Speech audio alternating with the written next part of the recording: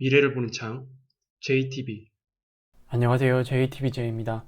오늘은 새로운 경제 메커니즘이 다가온다라는 주제로 AI와 로봇과 관련된 내용을 좀 다뤄보려고 합니다.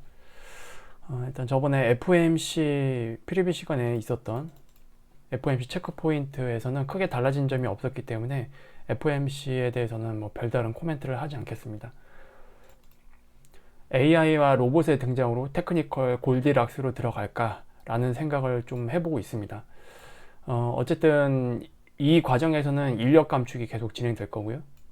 그 다음에 기업들 입장에서는 생산성이 증가하는 그런 시대를 맞이하게 됩니다. 그래서 앞으로는 노동시장의 둔화가 경기 둔화로 이어지지 않을 수 있다는 걸 우리가 인지를 해야 될 것 같습니다. 그리고 수백 년, 그리고 뭐 길게 봤을 때는 수천 년 동안의 경제 메커니즘 같은 경우에는 고용시장의 둔화 또는 고용시장이 안 좋게 하락하는 거, 요거는 대부분 다 경기가 좋아지지 않을 때 발생했고요.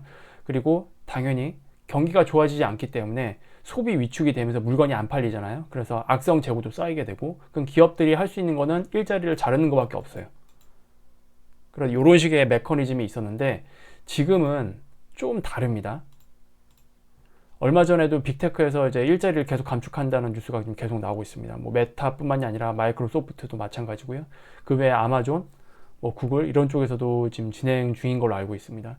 지금은 AI와 로봇으로 인력을 대체하기 시작하는 그 초입이에요.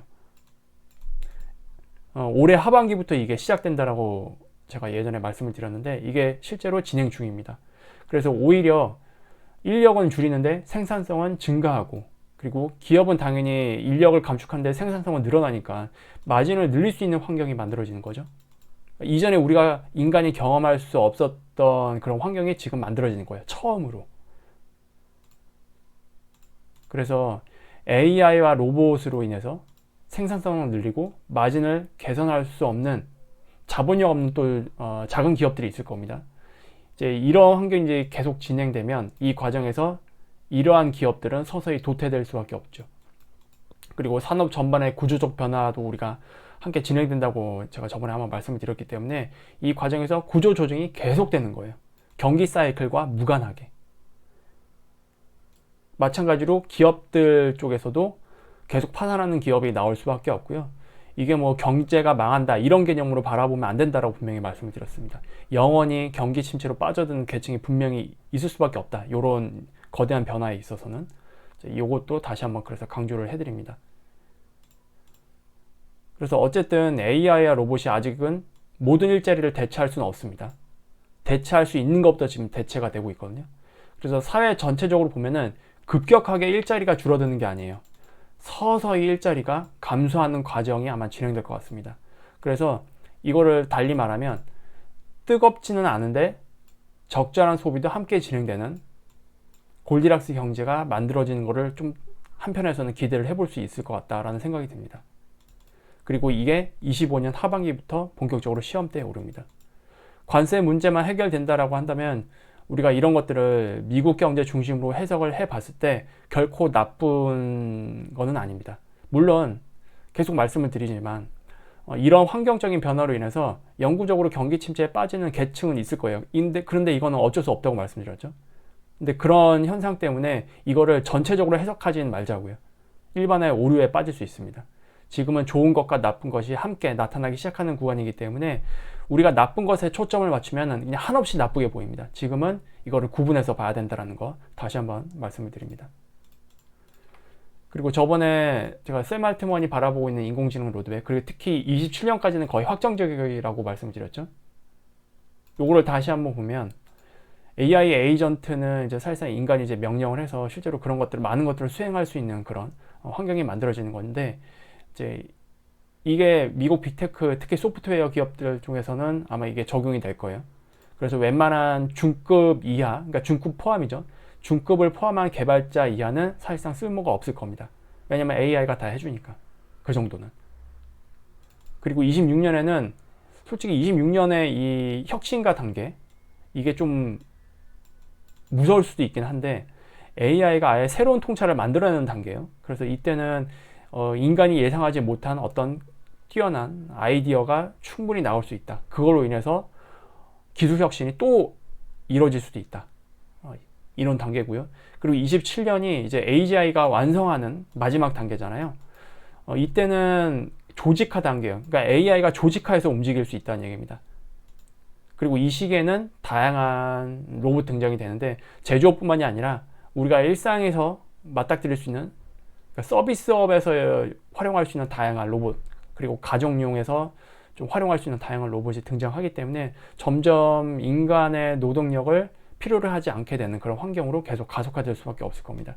그래서 요거를 다시 한번 인지를 하고 보시면 될 것 같아요. 그러면 테크니컬 골디락스 경제에서의 그 금리 예상 시나리오는 어떻게 될 것인가? 지난 수십 년 동안의 경제는 경기의 과열과 위축 요 사이에서 일정하게 오고 가는 사이클 형태였습니다. 물론 요 사이 길이는 그때그때 경제 환경마다 조금씩 다르지만 어쨌든 이런 경기 사이클을 만들어냈어요. 그리고 이 과정에서 연준이 이제 금리 컨트롤을 하게 되죠. 그래서 장기금리 시나리오에 있어서는 연준의 예상이 한 번도 맞은 적은 없습니다. 왜냐하면 연준은 미리 경기 침체를 예상해서 점도표를 찍지 않기 때문이죠. 그런데 앞으로는 좀 달라질 수 있다. AI와 로봇에 의해 만들어지는 테크니컬 골디락스 경제가 현실화된다라고 한다면 연준이 찍는 장기금리가 꽤 오래 지속될 수도 있어요. 일단 AI와 로봇에 의해서 2030년까지는 기술적인 골디락스 경제를 좀 기대를 해볼 수 있기는 한데 아마도 금리는 중립금리까지 서서히 내려가는 시나리오가 만들어지겠죠. 경기 침체는 아니니까. 그리고 중립금리까지 내려간 뒤에 그 상황 자체를 꽤 오래 유지할 수도 있을 것 같습니다. 이거는 골디락스가 그만큼 유지되는 만큼 유지가 되겠죠. 이 기간도. 그래서 오른쪽에 보여지는 거는 이번 6월 FOMC 때 나왔던 점도표인데 지금 금리 인하 속도가 굉장히 느립니다. 그리고 금리 인하가 서서히 진행되는 게 연착륙이라고 말씀드렸죠. 그러니까 금리가 빨리 내려가게 되면 이거는 무슨 문제가 생겼다는 거기 때문에 거의 리세션, 경착륙 시나리오에 가깝습니다. 근데 지금은 이건 아니에요. 서서히 이렇게 내려가는 시나리오인데 그래서 미국의 금리 바닥은 뭐 사실상 2026년에 거의 대부분 금리가 다 내려가고요. 그리고 여기보다 한 단계 더 내려갈 수는 있습니다. 장기적으로. 그래서 지금 중립금리가 얼추 거의 3.0 전후에서 움직이고 있거든요. 그리고 3.0으로 만약에 내려갔다. 그러면 이 환경이 꽤 오래 지속될 수도 있습니다. AI와 로봇에 의해서. 지난 코로나 때처럼 정부가 엄청난 그 현금을 직접 가게에 뿌려주지만 않으면 인플레이션을 일으킬 요소는 딱히 없을 거라고 저는 예상을 하거든요. 그런데 지금 미국 정부의 적자에 대한 부분, 이런 것들이 있기 때문에 이런 상황은 다시 오진 않겠죠. 그래서 뭐 중간에 엄청난 전쟁, 엄청난 전염병 이런 것들이 도는 게 아니라면 골디락스 경제가 상당히 오래 갈 수 있는 사이클로 바뀔 수 있겠다라는 생각이 됩니다. 그리고 금리도 지나치게 내려가지 않고요. 중립금리에서 상당히 많이 머물 수 있는 그런 상황이 오래 지속될 수 있다. 이러한 환경은 이제 우리가 처음 맞이하는 환경일 거예요. 그래서 이런 환경에서는 경기 사이클도 사실상 유명무실해질 수도 있어요. 크게 보면. 그래서 이것과 관련해서도 좀 더 장기적으로 바라보면 이제 2030년 이후를 우리가 좀 생각을 해야겠죠. 2030년 전까지는 일자리가 AI와 로봇에 의해서 모든 게 대체되는 게 아니기 때문에 일자리는 서서히 줄어들 거고요. 그리고 이 과정 속에서 분명히 기본소득 제도에 대한 부분이 한번 화두가 될 거긴 합니다. 이거는 일단 뭐 정치적인 부분에 맡겨야 될 문제이기 때문에 지금 여기서는 다루진 않을 거고요. 일단 AI 로봇에 의한 요 환경, 요 부분만 좀 신경을 써볼게요. 2030년 이후는 초지능 시대입니다. 27년에 AGI가 완성되기 때문에 그 이후는 그냥 기술적 특이점이 넘어가는 시기로 바뀌거든요. 그래서 초지능 시대가 열리게 되는데 이 구간에서는 사실상 대부분의 분석들, 데이터 분석이죠. 여기는 다양한 경제 지표 분석도 다 포함됩니다. 그리고 그걸 바탕으로 인한 예측 시뮬레이션 이런 것들이 인간보다 훨씬 뛰어난 초지능체가 담당하기 때문에 특히 빅테크들은 이런 걸 충분히 활용할 거고요. 정부도 이런 것들을 충분히 활용할 겁니다. 그래서 경기 상황을 수시로 분석해서 소비와 공급을 최적화시킬 수 있는 시대가 열릴 수 있습니다. 이게 되면은 기업들 입장에서는 악성 재고를 만들 가능성이 거의 없습니다. 왜냐면 계속 실시간으로 AI가 이걸 보고를 해줄 거기 때문에 지금 상황에서는 물건 만드는 걸 좀 줄일 필요가 있겠다. 지금은 소비가 좀 늘어날 수 있기 때문에 재고를 좀 더 많이 확보해야 될 수 있겠다. 뭐 이런 분석들이 이제 계속 나올 거거든요. 그러면 그거에 맞게 기업들은 그렇게 그대로 생산만 해주면 됩니다. 그러면 물건값이 지나치게 올라가거나 지나치게 내려가는 그런 상황이 오지 않겠죠. 안정적으로 물건값이 유지가 될 가능성이 높겠죠.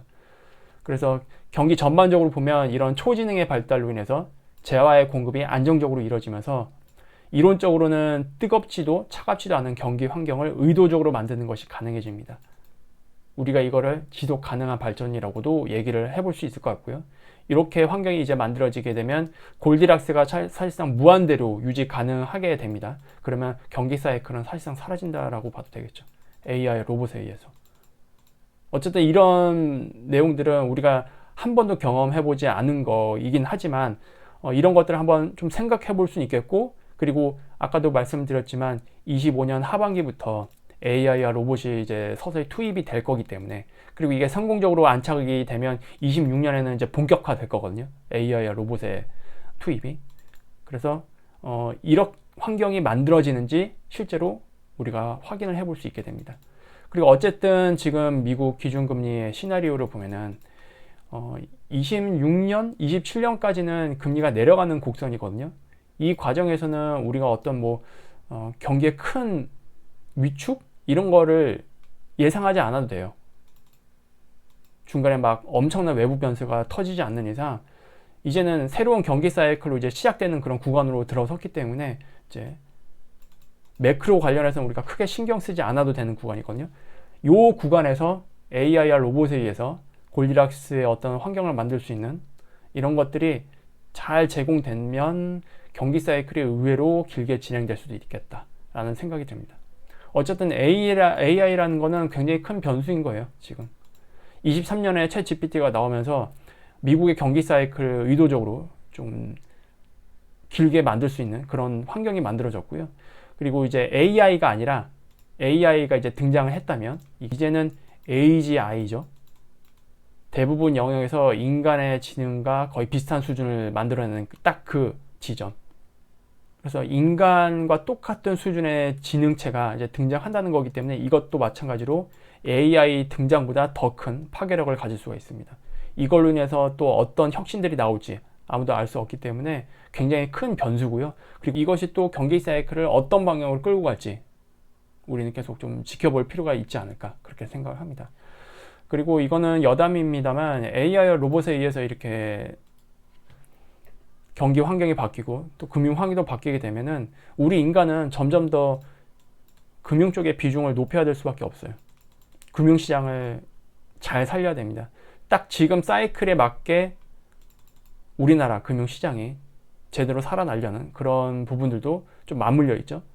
그래서 우리나라도 최소한 선진국 수준으로 금융자산의 비중이 이제 올라가야 될 거고, 어쨌든 인간은 이런 금융시장에 의해서 캐시 플로우를 만들 수 있는 그런 환경들을 계속 만들어야 되는 상황으로 이제 접어들 거기 때문에 여러분들도 이 부분에 대해서 좀 많이 신경을 쓰셨으면 좋겠습니다.